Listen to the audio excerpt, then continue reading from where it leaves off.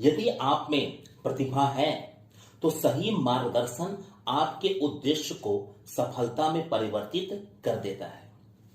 सही मार्गदर्शन प्रतिभा की कमी को भी तराश कर आपको सफल बना सकता है। अतः आपकी सफलता एक सही मार्गदर्शन पर टिकी हुई है। इसलिए सही मार्गदर्शन के लिए आप विद्यार्थियों को जागरूक होना बहुत जरूरी है। इसी जागरूकता को ध्यान में रखकर हम यहां पर इस वीडियो के माध्यम से 9 वीडियो की एक श्रृंखला आपके लिए क्रमशः दे रहे हैं, जिसे बाद में एक साथ जोड़ करके भी आपके बीच में रखा जाएगा। इस वीडियो की श्रृंखला का एक कॉमन विषय है कि आईएएस और पीसीएस की प्रारंभिक परीक्षा, मुख्य परीक्षा लिखित तथा साक्षात्कार की तैयारी करने के लिए उचित और सही मार्गदर्शन के तहत एक सही संस्थान का चुनाव कैसे किया जाए। तो चलिए अपने वीडियो की शुरुआत इस वीडियो श्रृंखला के पहले भाग से करते हैं।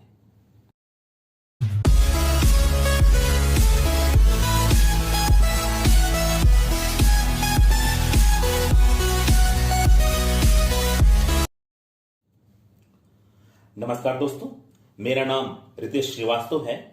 मैं अशोका सीसेट आईएएस संस्थान की शिक्षक टीम का एक सदस्य हूं। साथ ही मैं संस्थान का निदेशक भी हूं। मेरा मोबाइल नंबर 8887813300 है। इस नंबर पर आप कभी भी सिविल सर्विसेज की तैयारी से जुड़े विषय पर हमसे बात कर सकते हैं। आज मैं एक बहुत ही महत्वपूर्ण विषय के साथ आपसे जुड़ रहा हूं कि आखिर आईएएस और पीसीएस की तैयारी करने वाले विद्यार्थी अपनी तैयारी को सही तरह से करने के लिए उचित संस्थान का चुनाव कैसे करें और कौन सा संस्थान उनका सही मार्गदर्शक हो सकता है। सामान्यतः विद्यार्थियों के संस्थान चुनने का तरीका अतार्किक तथा अवैज्ञानिक ही देखा गया है, जिसमें विद्यार्थी कुछ इन आधारों से संस्थान का चुनाव करते हुए देखे जाते हैं कि संस्थान उनके घर से कितना नजदीक है, संस्थान की फीस कम से कम होनी चाहिए, संस्थान का नाम हमने पहले से सुन रखा था, संस्थान के कुछ सफल विद्यार्थियों के परिणाम हमें दिखाए गए थे, चाहे परिणाम में कुछ भी दिखा दिया गया था, जबकि वो परिणाम सत्यापित भी नहीं होते हैं, या फिर मेरे माता पिता या मेरे भाई ने इस संस्थान में पढ़ने के लिए मुझे कहा था, या फिर मेरा मित्र पहले से ही इस संस्थान में पढ़ रहा था, इसलिए मित्र के साथ तैयारी करने के उद्देश्य से ही मैंने इस संस्था का चुनाव कर लिया था। ये सारे तथ्य आपके संस्थान के चुनाव के लिए बहुत ही कमजोर तर्क बनाते हैं तथा उचित मार्गदर्शन का स्वरूप संस्थान में कैसा होना चाहिए, इनको जानने से पहले इन तर्कों का एक निश्चित संस्थान के चुनाव में कोई वजूद नहीं है। मैं इस सेंटेंस को फिर से एक बार रिपीट कर दूं। तथा उचित मार्गदर्शन का स्वरूप संस्थान में कैसा होना चाहिए, इनको जानने से पहले इन तर्कों का एक उचित संस्थान के चुनाव में कोई वजूद नहीं है।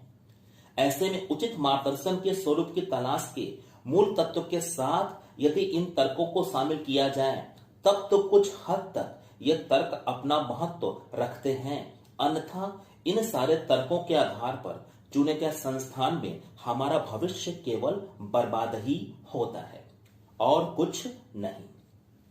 जो भविष्य स्वर्णिम भी हो सकता था, क्योंकि यदि आप आईएएस और पीसीएस की तैयारी पूरी ऊर्जा के साथ करने के लिए तैयार हैं तथा आप तैयारी के लिए पूरा समय देने के लिए भी तैयार हैं तथा इस परीक्षा के लिए आप में एक उचित प्रतिभा है, तो फिर इस स्थिति में आपकी सफलता मात्र उचित मार्गदर्शन पर ही टिकी हुई है और यह उचित मार्गदर्शन आपका भविष्य आसानी से बना सकता है।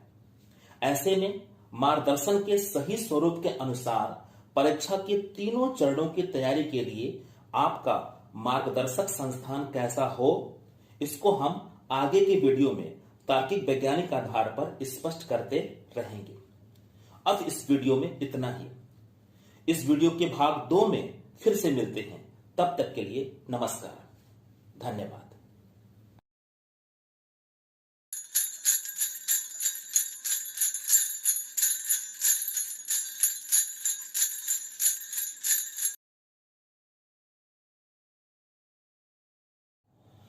आईएएस और पीसीएस की परीक्षा की तैयारी के लिए समर्पित विद्यार्थी अपना अध्ययन सही संस्थान में ही करें।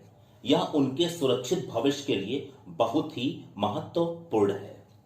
इसलिए अपने 9 वीडियो की श्रृंखला हम इसी विषय को लेकर चला रहे हैं कि आईएएस और पीसीएस की परीक्षा के तीनों चरणों की तैयारी करने के लिए उचित व सही मार्गदर्शन के तहत एक सही संस्थान का चुनाव कैसे किया जाए। इस विषय पर आज यह दूसरा वीडियो है। इसके पहले इस विषय पर एक वीडियो बनाया जा चुका है। तो चलिए अपने 9 वीडियो की श्रृंखला के दूसरे वीडियो की शुरुआत करते हैं।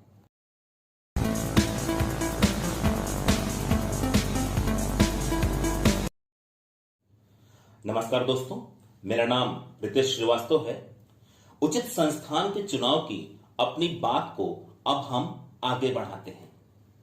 संस्थान के सटीक व तार्किक मार्गदर्शन को आईएएस और पीसीएस की पूरी परीक्षा प्रणाली, जो प्रारंभिक परीक्षा, मुख्य परीक्षा, लिखित व साक्षात्कार में बटी हुई है, के अंतर्गत परीक्षा के चरणवार और प्रश्न पत्र के अनुसार तथा शामिल विषयों के अंतर्गत विभाजन करके समझने का प्रयास करते हैं।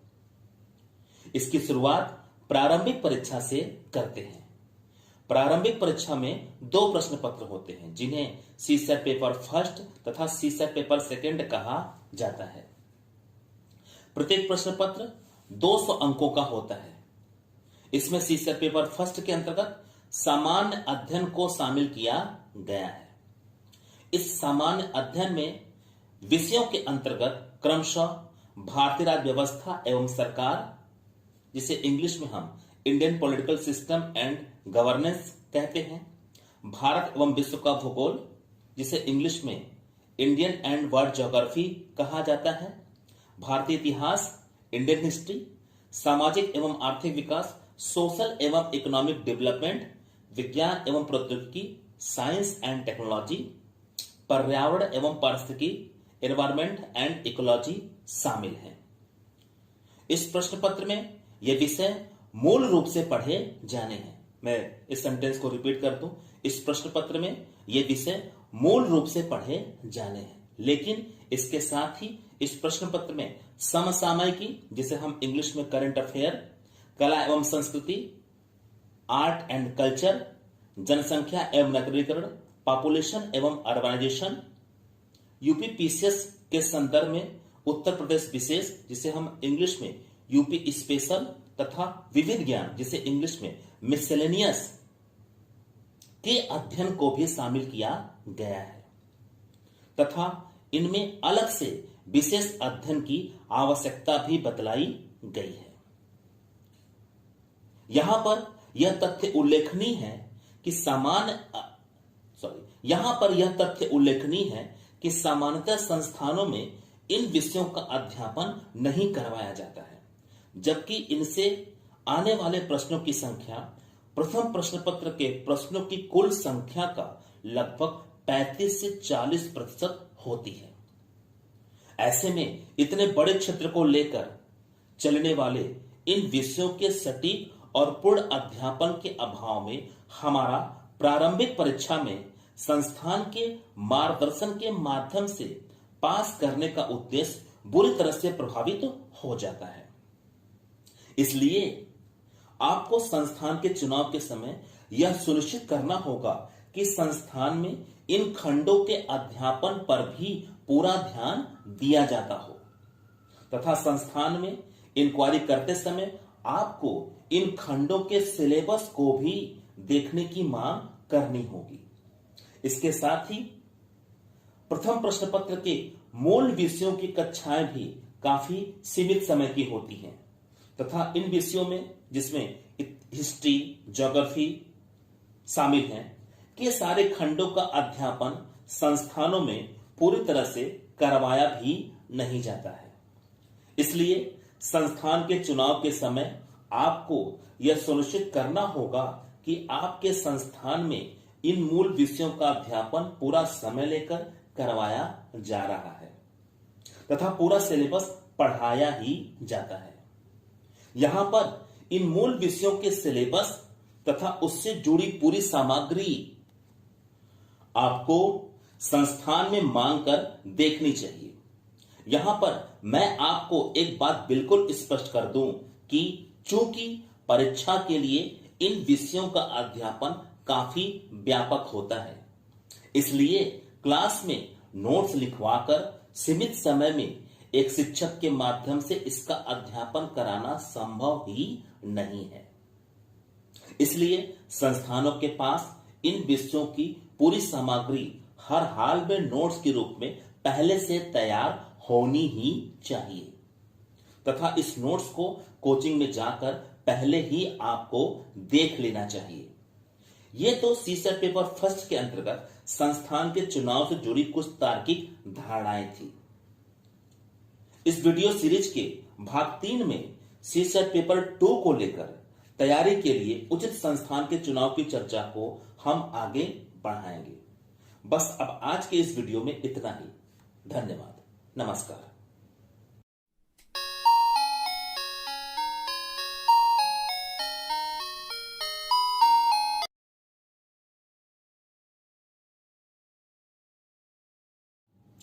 हम 9 वीडियो की श्रृंखला इस आधार पर चला रहे हैं कि आईएएस और पीसीएस का विद्यार्थी परीक्षा के तीनों चरणों की तैयारी के लिए यदि सही मार्गदर्शन ढूंढ रहा हो तो प्राथमिक आधार पर वो कौन से बिंदु हो जिसका हमें उचित मार्गदर्शन के लिए सही संस्थान का चुनाव करते समय पूरी तरह से ध्यान रखना ही चाहिए।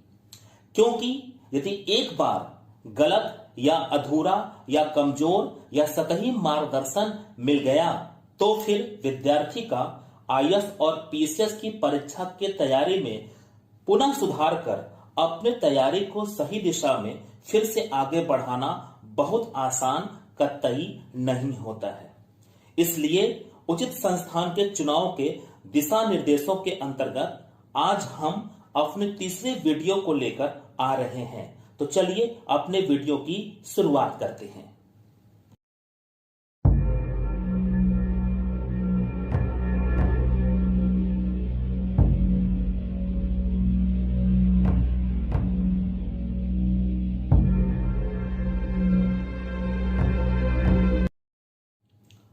नमस्कार दोस्तों, अपने इस तीसरी वीडियो में हम सीसेट पेपर 2 की चर्चा करेंगे। प्रारंभिक परीक्षा के सीसेट पेपर 2 पर अपनी चर्चा आगे बढ़ाने से पहले एक बार फिर से मैं अपने बारे में स्पष्ट कर दूं। मेरा नाम रितेश श्रीवास्तव है। मैं अशोका सीसेट आईएएस संस्थान की एक सशक्त टीम का शिक्षक सदस्य हूं। इसके साथ ही मैं संस्थान का निदेशक भी हूं। एक शिक्षक और निदेशक के रूप में आपके लिए तैयार किया गया मेरा यह मार्गदर्शन आईएएस और पीसीएस के क्षेत्र में अब तक के मेरे 22 साल के लगाए गए समय के अनुभव से वैज्ञानिक आधार पर निकाला गया है, जिसमें शुरू के 6 सालों तक मैं आईएएस और पीसीएस का एक विद्यार्थी रहा तथा बाद के 16 सालों से मैं आईएएस और पीसीएस की तैयारी करने वाले विद्यार्थियों का शिक्षक सदस्य रहा हूं तथा केवल इन्हीं दोनों रूपों में मैंने अब तक के अपने 22 साल के जीवन के समय का पूरा प्रयोग किया है। मतलब पहले मैं एक समर्पित विद्यार्थी था तथा आज एक समर्पित शिक्षक हूं और पिछले 22 सालों से इन दोनों से हटकर मेरे जीवन की दिनचर्या में कोई और भूमिका नहीं रही है। आईएएस और पीसीएस के फील्ड में मेरे 22 साल के कुल समय की समर्पित दिनचर्या का ही परिणाम है कि सिविल सेवा की परीक्षा की तैयारी के तीनों चरण पर, जो कि प्रारंभिक परीक्षा, मुख्य परीक्षा तथा साक्षात्कार में बटी है, पर मेरा पूरा एक वैज्ञानिक शोध हो चुका है, जिसके आधार पर आपको आईएएस और पीसीएस की तैयारी में इस देश में सबसे बेहतर मार्गदर्शन का दावा किया जा रहा है। मेरा मोबाइल नंबर 88878133 और 00 है। इस नंबर पर आप कभी भी सिविल सर्विसेज की तैयारी से जुड़े विषय पर बात कर सकते हैं। हम आपके सही मार्गदर्शन के लिए हमेशा तत्पर हैं। अब हम आईएएस और पीसीएस की प्रारंभिक परीक्षा के सीसेट पेपर 2 पर संस्थान के चयन की चर्चा को आगे बढ़ते हैं। इस प्रश्न पत्र में 7 खंड हैं। पहला कंप्रीहेंशन, दूसरा interpersonal skill including communication skill, तीसरा decision making and problem solving, चौथा logical reasoning and analytical ability, पांचवा मेंटल एबिलिटी, छठवां बेसिक न्यूमरेसी और सातवां कंप्रीहेंशन ऑन इंग्लिश लैंग्वेज। हालांकि यह 7वां खंड कंप्रीहेंशन ऑन इंग्लिश लैंग्वेज आज आईएएस की प्रारंभिक परीक्षा के सिलेबस में शामिल नहीं है, लेकिन पीसीएस के सिलेबस में यह अभी भी शामिल है। इस प्रश्न पत्र के भी आईएएस और पीसीएस में 200 अंक निर्धारित हैं। इस प्रश्न पत्र में आज केवल आपको क्वालिफाई करना होता है, अर्थात इस प्रश्न पत्र में 33% अंक हासिल करने पर ही इस प्रश्न पत्र में आपको सफल घोषित कर दिया जाता है। इसी क्वालिफाइंग नेचर के कारण ही संस्थानों में इसके महत्व को गिरा दिया गया है तथा इसके अध्यापन पर बहुत ही कम ध्यान दिया जाता है। कुछ संस्थानों में तो इस पर बिल्कुल भी ध्यान नहीं दिया जाता है। लेकिन यहां पर मैं आपसे यह स्पष्ट कर दूं कि क्वालिफाइंग होने के बाद भी इस प्रश्न पत्र का महत्व अध्ययन के दृष्टिकोण से पूरी तरह से बना हुआ है तथा इस प्रश्न पत्र के शुरुआती 4 खंडों comprehension, interpersonal skill including communication skill, decision making and problem solving तथा logical reasoning and analytical ability का सटीक अध्ययन आईएएस और पीसीएस की परीक्षा की अंतिम सफलता का मूल आधार तैयार करता है। मैं इस सेंटेंस को फिर से रिपीट करना चाहता हूं। तथा इस प्रश्न पत्र के शुरुआती 4 खंडों comprehension, interpersonal skill including communication skill, decision making and problem solving, logical reasoning and analytical ability का सटीक अध्ययन आईएएस और पीसीएस की परीक्षा की अंतिम सफलता का मूल आधार तैयार करता है। इस पूरे खंड को एक साथ पूरे देश में पहली बार संभवतः पढ़ाने वाला मैं पहला शिक्षक हूं और आज भी यह कोर्स मेरे माध्यम से पूरा पढ़ाया जाता है तथा एक शिक्षक के रूप में मेरी यह तार्किक धारणा है कि संस्थानों में इसका अध्यापन बहुत ही गहराई से एवं पूर्ण सिलेबस के साथ ही करवाया जाना चाहिए। मैं फिर से इस सेंटेंस को रिपीट करना चाहूंगा। तथा एक शिक्षक के रूप में मेरी यह तार्किक धारणा है कि संस्थानों में इसका अध्यापन बहुत ही गहराई से एवं पूरे सिलेबस के साथ ही करवाया जाना चाहिए। लेकिन यहां पर बड़े अफसोस के साथ कहना पड़ रहा है कि बहुत सारे संस्थानों में इसका अध्ययन करवाया ही नहीं जाता है तथा इस प्रश्न पत्र के अंतर्गत मात्र गणित, रीजनिंग तथा कुछ हद तक हिंदी और अंग्रेजी का अध्यापन करवाया जाता है, जिसका परिणाम यह होता है कि क्वालिफाइंग पेपर होने के कारण इस प्रश्न पत्र में किसी तरह से आप पास तो हो जाते हैं, लेकिन अंतिम सफलता प्राप्त करने के लिए आवश्यक क्षमता आपके अंदर कभी भी ठीक से निर्मित नहीं हो पाती है। मैं फिर से इस लास्ट सेंटेंस को रिपीट करूंगा। लेकिन अंतिम सफलता प्राप्त करने के लिए आवश्यक क्षमता आपके अंदर कभी भी ठीक से निर्मित नहीं हो पाती है, जिसका परिणाम बहुत ही घातक होता है, जिसके कारण प्रारंभिक परीक्षा पास करने के बाद भी पीसीएस का प्रतियोगी अंतिम चयन प्राप्त करने में 8 से 10 साल तक का अध्ययन का समय ले लेता है, जबकि आईएएस में तो विद्यार्थी को अंतिम सफलता प्राप्त ही नहीं होती है। इसलिए संस्थान का चुनाव करते वक्त आपको इस प्रश्न पत्र में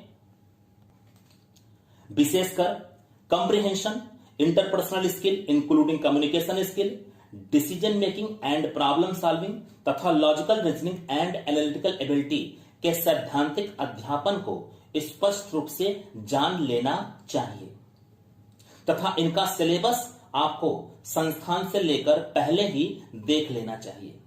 सामान्यतः 90% संस्थानों में इन खंडों का पूरा सिलेबस तक ठीक से नहीं मिलता है, पढ़ाना तो दूर की बात होती है। इसके बाद आपको संस्थान के चयन में यह जानने का प्रयास करना चाहिए कि प्रारंभिक परीक्षा के दोनों प्रश्न पत्र सीसा पेपर फर्स्ट तथा सीसा पेपर सेकंड के सिलेबस के अनुसार अध्यापन कराने के बाद आपके आईएएस और पीसीएस की परीक्षा में आने वाले प्रश्न सही ढंग से हल होते हैं या नहीं, तथा इनसे जुड़े क्वेश्चन बैंक को आपको संस्थान में जरूर देखना चाहिए। यहां पर एक तथ्य विशेष रूप से उल्लेखनीय है कि जब तक आपके द्वारा चुने संस्थानों में प्रारंभिक परीक्षा के दोनों ही प्रश्न पत्रों का अध्यापन पूरे सिलेबस तथा पूरी सामग्री के साथ वैज्ञानिक दृष्टिकोणों पर आधारित होकर नहीं करवाया जाता है। मैं इस सेंटेंस को भी फिर से रिपीट कर देना चाहता हूं। यहां पर एक तथ्य विशेष रूप से उल्लेखनीय है कि जब तक आपके द्वारा चुने संस्थानों में प्रारंभिक परीक्षा के दोनों ही प्रश्न पत्र का अध्यापन पूरे सिलेबस तथा पूरी सामग्री के साथ वैज्ञानिक दृष्टिकोणों पर आधारित होकर नहीं करवाया जाता है, तब तक इस प्रश्न पत्रों के अध्यापन से प्राप्त होने वाली जानकारी औसत और सामान्य स्तर की ही बनी रहेगी, जो आपको आईएएस और पीसीएस की प्रारंभिक परीक्षा में सफल बनाने के लिए हमेशा अपर्याप्त ही रहेगी। इससे संस्थान में अध्ययन से आपका पैसा और समय दोनों ही केवल बर्बाद होगा। इसलिए संस्थानों के चुनाव के समय आपको यह भी जानना होगा कि संस्थान आपको अध्यापन पूरी सामग्री के साथ वैज्ञानिक दृष्टिकोणों पर कैसे करवाते हैं, तथा उनको वैज्ञानिक दृष्टिकोणों की संपूर्ण जानकारी होनी ही चाहिए। आप अगर मेरे संस्थान में आए तो यहां पर भी इन सारे बिंदुओं को स्पष्ट तलाशें। इसलिए आप संस्थान में इंक्वायरी के लिए अपना पूरा समय जरूर दें। इतने सारे बिंदुओं को एक साथ यदि हम किसी संस्थान में केवल प्रारंभिक परीक्षा के स्तर पर भी ढूंढना शुरू करते हैं तो ये सारी बातें हमें इंक्वायरी में या 2 से 3 दिन की मात्र डेमो क्लासेस की कक्षाओं में पूरी तरह से ठीक से पता नहीं चल पाती हैं। इसलिए इन सभी बिंदुओं से जुड़कर संस्थान को सही ढंग से चुनने का रास्ता क्या हो, इसे इस 9 वीडियो की श्रृंखला की चर्चा के अंत में हम स्पष्ट करेंगे। बस अब आज के लिए इतना ही। अपने अगले वीडियो, जो कि इस 9 वीडियो की श्रृंखला का चौथा वीडियो होगा, मैं परीक्षा के दूसरे चरण मुख्य परीक्षा की तैयारी के लिए उचित संस्थान का चुनाव कैसे किया जाए इस पर चर्चा की जाएगी। नमस्कार, धन्यवाद।